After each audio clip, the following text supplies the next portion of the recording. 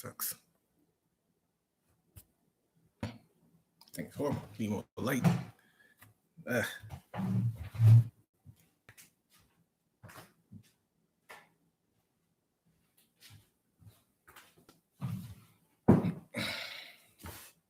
a little bit better, but what you gonna do, right?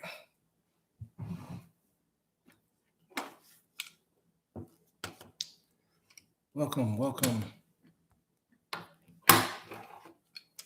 Just getting set up here.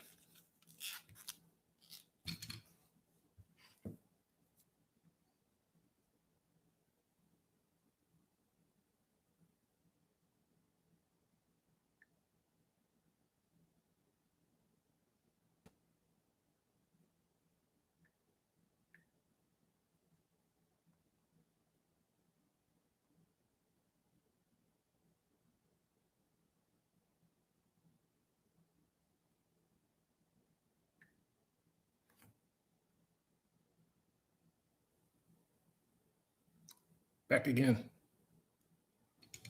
From the red room. I know it's been a long time since I did this one, but let's see how this works. I want to try something different. Try something different every day with this whole quarantine thing. So let's see how it goes. Says at least one person's watching, probably me. But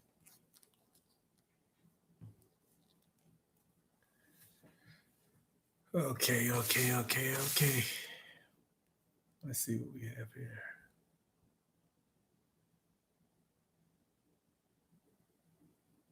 All right, so I know it's been a minute, but I decided to bring back the red room. So got a little bit of a review for everybody. So what I saw over the last couple of days, I watched Running with the Devil, starring Nicolas Cage and Laurence Fishburne. I was surprised by this movie. It's on Hulu right now, so if you got Hulu, you can watch this one. And in the words of Rick James, cocaine is a hell of a drug. This movie, it follows the trail of you would say cocaine cartel as it goes from down in South America through Mexico into the United States. And it shows how the price of a kilo goes up, like each time. That was probably the most interesting part of the movie to me. They showed how it goes from like being farmed and grown and picked and how they make it, and then how it goes to another country, how it comes across the boats and gets to the Panama Canal. And so that part was like, I really liked a lot. And then each time it hit a different area, the price on the kilo went up. And then it also showed how people take snips of it and they take a little bit here and there and they do their thing. And how you lose some of the weight in the consequence of that. So Nicolas Cage is the chef. And as the chef, he has to, what's going on? How's everybody doing? Because he's the chef, he's the one selling it in certain parts of, I guess, California, and he works for somebody up in Vancouver. So when it starts out, when it's down in Brazil, the cocaine is only worth like $1,000 or $1,600. But by the time it gets to Vancouver, it's worth $34,000 a kilo. That shows you how it's been refined and everything. That's again why I'm talking about Running with the Devil on Hulu. And Nicolas Cage character has been coming up light. So his boss tells him he has to follow it all the way up, and they introduce you to all the different characters. Like you got Nicolas Cage as the chef, you got the one guy that's the farmer, you got Laurence Fishburne playing the man, which goes into it even more when it gets down there. And then you got the boss who's up in Vancouver and all these different characters. And then you got how they're being tracked down by the DEA. So the cast is very small, and it actually works for it. And when it comes to Laurence Fishburne and Nicolas Cage movies, you never know what you want to get. Either they're going to go all out and crazy, or they're going to be subdued. Well, in this case, you got an all out crazy Laurence Fishburne and a pretty subdued Nicolas Cage, which is something we don't get very often up until like the very end of the movie. Laurence Fishburne's character is the guy that goes around with Nicolas Cage and follows the stuff, picks it up, and tries to sell on the streets. But he gets the idea of trying to mix it up, and some of his people start winding up dead, which gets the idea of the DEA on them. I love Laurence Fishburne in this. He played crazy well. He played like a strung out, like fiending the whole 9 yards. Eyes was red. He was just losing. Like I said, he brings that nature to his parts when he wants to do it. He just goes like straight out. Nobody does wide-eyed, crazy like Laurence Fishburne. maybe except for Nicolas Cage, but I guess he ain't going to be undermined this time around. Nicolas Cage all the time pretty much doesn't speak. There's like very few lines in the movie. Like a lot of it is just following this cocaine, and you have Nicolas Cage's character trying to see where it's getting to, and then the end is actually really interesting because it kind of flips everything on its head, and you don't really see it coming. So if you got Hulu right now, I highly recommend watching Running with the Devil.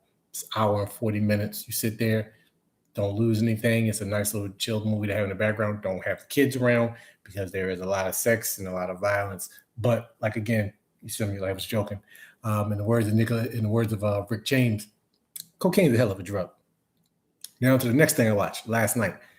I watched this Jason Statham movie called Wild Card, and it's Jason Statham in Las Vegas, and you could tell that this was made for Hulu. There was no budget involved in it, nothing. I was completely let down. You know that's saying something when a Jason Statham movie bores you. When the action actually does happen, he does this fight scene and stuff. They're pretty cool scenes, but the budget is so small that like everything is like really close. And then there's this whole other subplot about him giving money and the fact he's living in Vegas that just kind of drags the whole movie down. He's also teaching this kid a thing or two about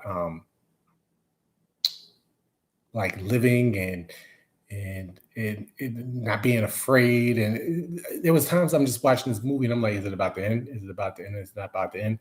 I don't like to use the word boring a lot, but yeah, this one kind of let me down. So if you see Wild Card on Hulu, don't check that out. That like avoid that. I finished up Archer because I haven't had FX the last 3 years, so on Hulu. Watched the last 3 seasons of that. My mother called me last night and told me she was watching Lock and Key, which I finished a couple of weeks ago. Really enjoyed that. Also read the comic book. So if you got a chance, definitely check out Lock and Key. I don't know. Is there anything else anybody else is watching right now? Like anything they want to see? That's the craziness about all this, right? At some point, you're going to run out of things to watch. You would think you run out of things to watch. Oh, what's the one? Everybody's telling me to watch Tiger King. Should I watch Tiger King? I don't know yet. I haven't had a chance to check it out, but everybody's telling me I should watch Tiger King. So maybe I'll give that a shot.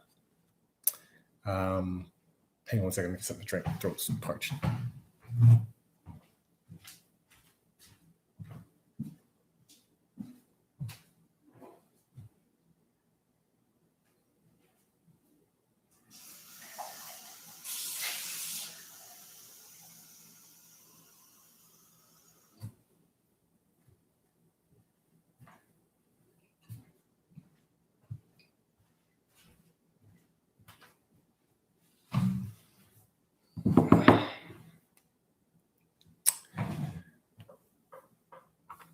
So, all in all, if you get a chance, definitely check out Running with the Devil.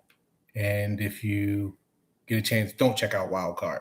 Next up, I guess this week I'll be checking out the Amazon Prime movies, but Amazon Prime don't ever have anything, man. It's like they got some okay shows. I can't wait for Boys Season 2, but none of the movies, like their original movies, I don't even think they have any original movies really called to me. And they don't ever have any movies that I haven't already seen in the theater. That's the problem when you go to the theater all the time.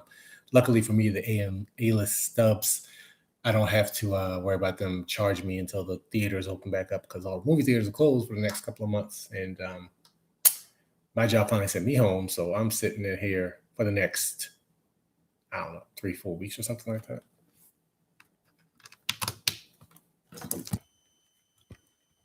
Let me ask something real quick. So which sounds better? Yeah. Hello? Try to see.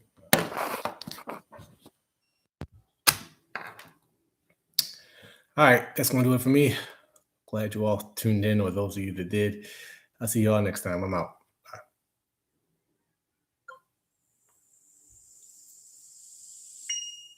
Bye. Again.